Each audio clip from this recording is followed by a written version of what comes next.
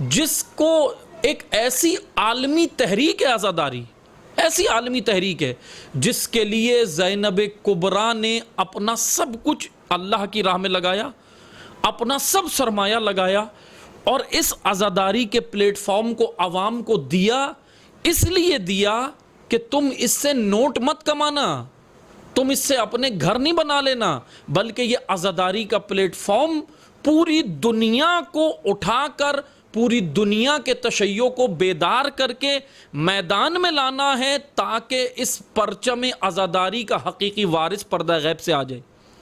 یہ ناصر تیار کرنے ہیں عزاداری سے۔ عزاداری رسم نہیں ہے، عزاداری سے ناصران دین تیار کرنے کے لیے یہ پلیٹ فارم دیا گیا ہے۔ عزاداری کے پلیٹ فارم سے، عزاداری کا پلیٹ فارم کس لیے تھا؟ کہ عوام میں شعور دو۔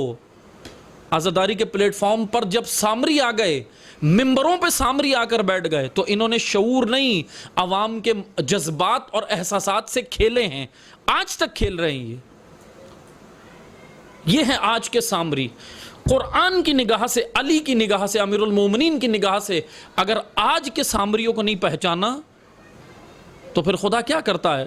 خدا پھر ان قوموں کے درمیان سے وہ ہدایت کرنے والے لے لیتا ہے کہ یہ قومیں اس قابل ہی نہیں ہیں ان کی ہدایت کی جائے۔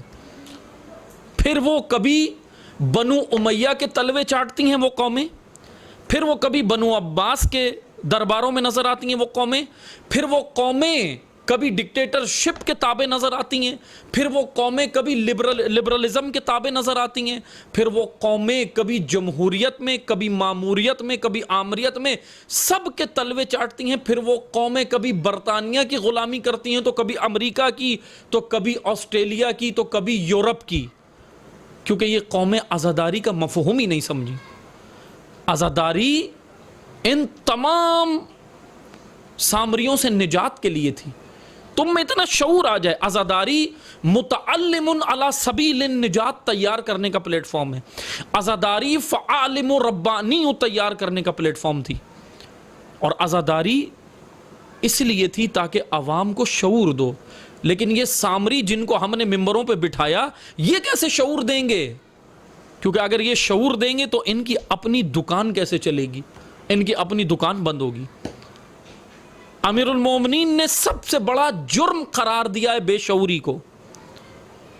اگر بے شعوری کی زندگی جیے، یاد رکھیں امیر المومنین کو کیسے منہ دکھائیں گے؟ پیرو علی، علی کے پیروکار کی سب سے پہلی علامت یہی ہے کہ وہ بیدار ہوشیار ہوتا ہے، عزادار بیدار ہوتا ہے، عزادار ہوشیار ہوتا ہے، عزادار جانتا ہے کہ کون اس عصر کا موسیٰ ہے اور کون اس عصر کا سامری ہے۔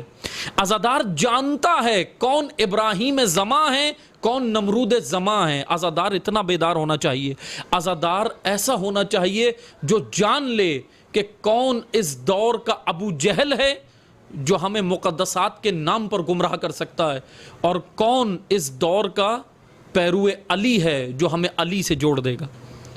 یہ پیدا